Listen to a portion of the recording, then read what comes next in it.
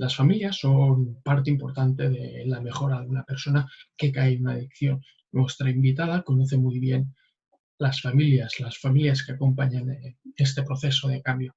¿Quieres conocerla, cabecera? Y comenzamos.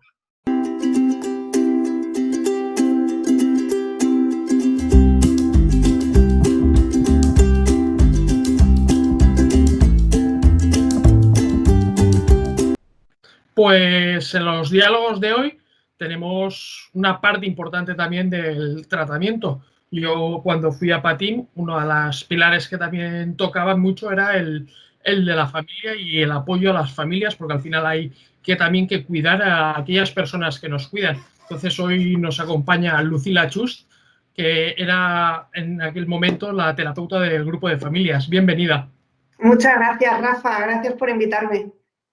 Pues primero que todo, yo siempre digo que la familia es uno de los principales sufridores invisibles, porque al final están contigo, no saben qué hacer. ¿Cómo es ese proceso desde que la familia acude allí a Patim hasta que, en este caso, ya una persona rehabilitada sale? Pues es un proceso en el que la propia familia va pasando por las mismas fases prácticamente que la persona que tiene el trastorno adictivo.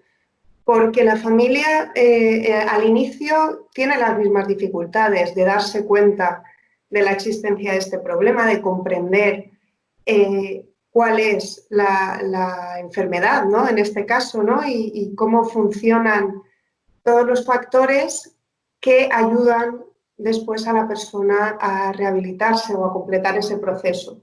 Entonces, la familia, yo diría que va pasando por las mismas fases y el problema está en que, como tú bien dices, muchas veces es invisible, ¿no? Incluso en algunos recursos con los que contamos, la familia no siempre ha tenido o no en todos los lugares tiene el papel a nivel terapéutico que podría tener o que podríamos darle. Que yo creo que fue una suerte en Patín que tuviéramos esa oportunidad, ¿no? de dar ese tratamiento, incluyendo y teniendo muy en cuenta la parte de la familia. Sí, porque al final, y tú lo conoces bien, en el caso mío, mis padres todavía como que se sienten culpables de no poder haber detectado a tiempo, de no poder haber ayudado. Entonces es importante también ese sentimiento de ayudarles.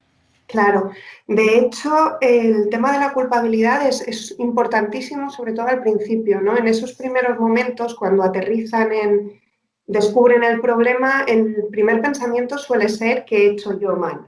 ¿No? Para que mi hijo, mi pareja, mi familiar tenga este trastorno.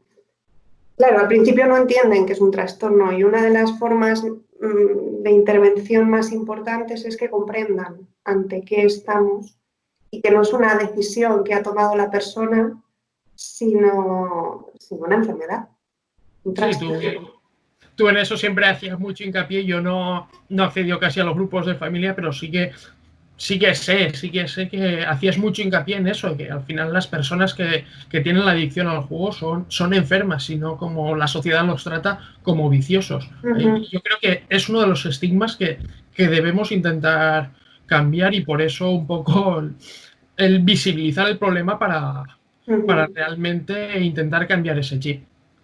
Y es difícil porque cuando hablamos del tema de sustancias, ¿no? Adicción a alguna sustancia en concreto, las más conocidas, ¿no? La cocaína, el cannabis, en los 80 la heroína, cuando detectan que hay una adicción a una sustancia, es un poco más fácil para algunas personas comprender el trastorno, comprender la enfermedad, culpar a la sustancia es más fácil.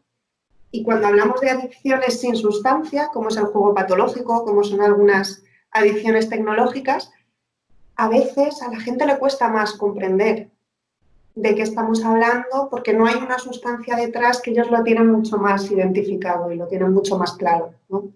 Y el inicio del tratamiento va por ahí, va mucho en vamos a entender de qué estamos hablando y luego ya entrar en esas fases tan complejas que es esa culpabilidad, esas emociones, porque la familia no solamente es un buen apoyo para el tratamiento, muchas veces la familia necesita también esa ayuda, tanto como la persona, ¿no? Que tiene el Sí, trastorno. hablabas de las sustancias. Al final la adicción al juego, como otras adicciones sin sustancia, es igual Sí, que pueda ser el alcohol, la cocaína que comentabas. totalmente. Además, es muy llamativo y funciona muy bien cuando empezamos a explicarles cómo en nuestro cerebro el funcionamiento es el mismo. Nuestro cerebro no hace distinción entre una sustancia o una conducta cuando estamos repitiendo el patrón adictivo, ¿no? Esa es la parte completa. Una sustancia como tal no es el, la clave de la adicción. La clave son todos esos factores, ¿no? La tolerancia, la dependencia, la abstinencia, bueno, que tú conoces de sobra, que, que son lo que realmente está marcando cuando nos encontramos ante una adicción y a nivel psicológico, incluso físico, las adicciones sin sustancias son exactamente igual de tremendas, vamos a decirlo así. Vamos a hablar de tasas rehabilitados.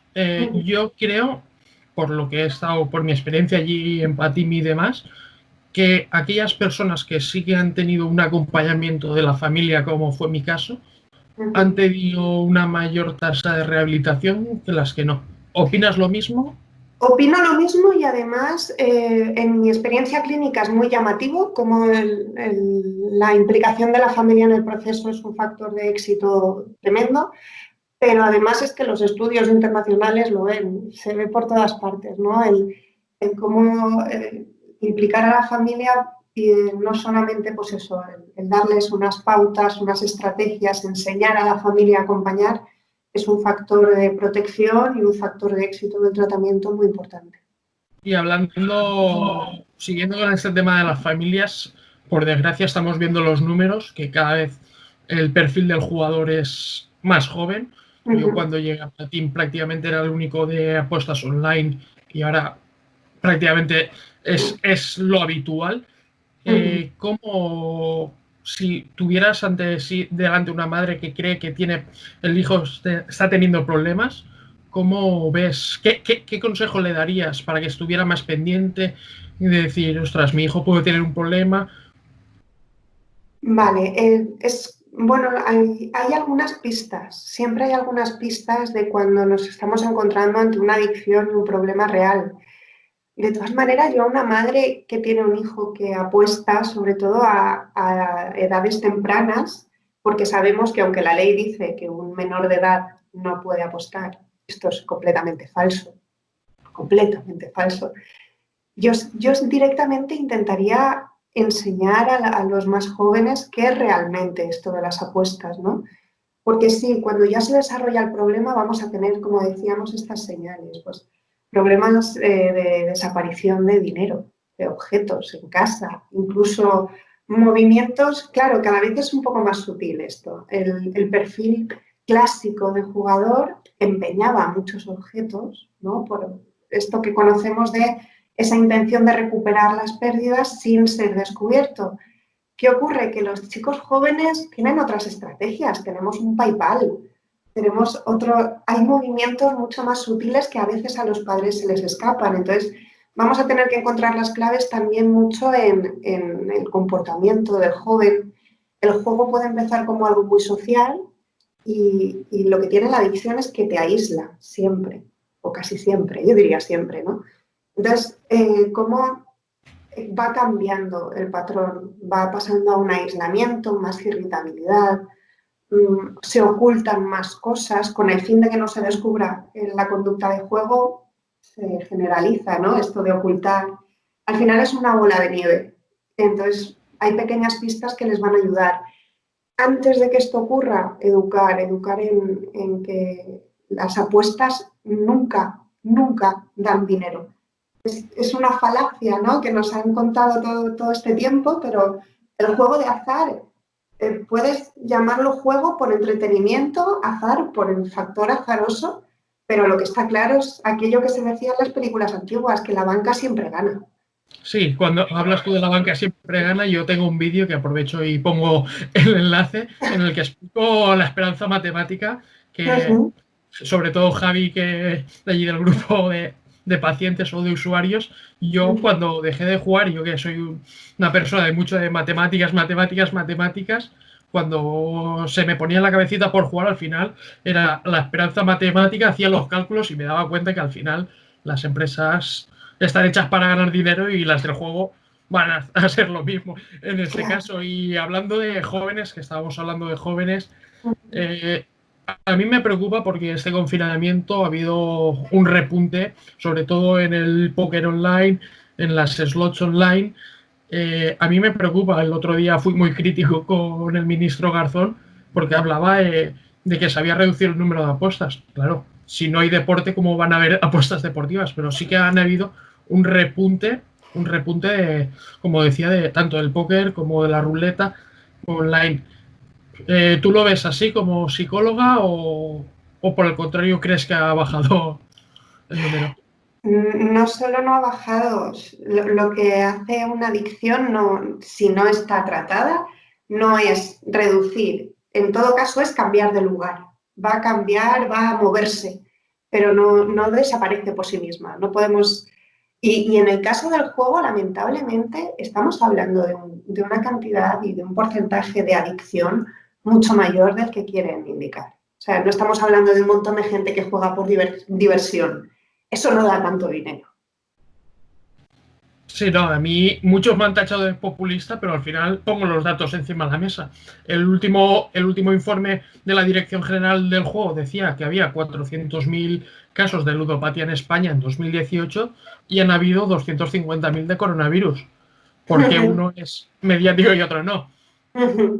Lo dejaremos para quien quiera decirlo.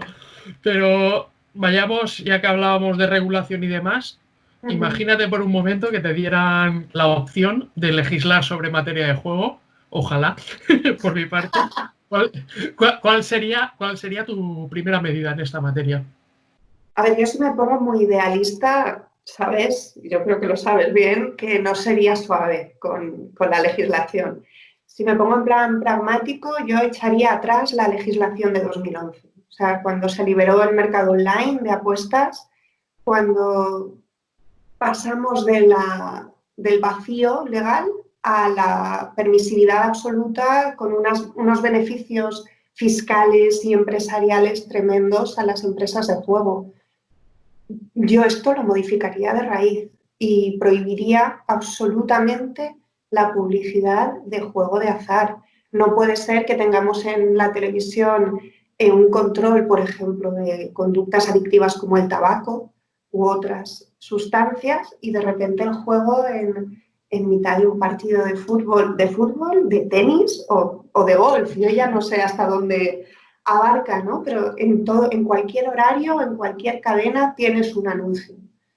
Esto no puede permitirse. Entonces yo cambiaría toda la legislación a partir de 2011, vamos a volver atrás y a volver a empezar. Sí, yo una de las cosas que más me he quejado es que, por ejemplo, en el borrador del nuevo decreto antiludopatía que llamo yo, al final había un consenso para eliminar todo tipo de publicidad, pero al final siguen permitiendo publicidad en redes sociales y en el deporte, cuando es su foco realmente de atención. No sirve de nada y siempre digo por qué en el tabaco y alcohol, que son completamente legales como el juego y son para mayores de 18, sí que está prohibido la publicidad y por qué en el juego no. Luego ves los números de lo que ingresa el Estado por impuestos y ya te haces un poco la idea. Así es. Estoy totalmente de acuerdo, nada que añadir. Pues acabamos como con todos los invitados, completando la famosa frase de la vida me enseñó a... A mí la vida me enseñó a tener paciencia, porque las cosas llegan y las cosas cambian, a veces con mucho esfuerzo, pero la paciencia creo que es una de las cosas con las que me quedo y con las que espero seguir haciendo mucho camino. Pues con eso nos quedamos. Muchísimas gracias, Lucila, porque Muchas ya gracias. sabes que contar contigo siempre para mí es un placer y cualquier cosa que necesites, aquí estaremos para darte Muchísimas voz. gracias. Muchas gracias, Rafa, y enhorabuena por tu canal, por tu contenido y estoy esperando ver muchas cosas más.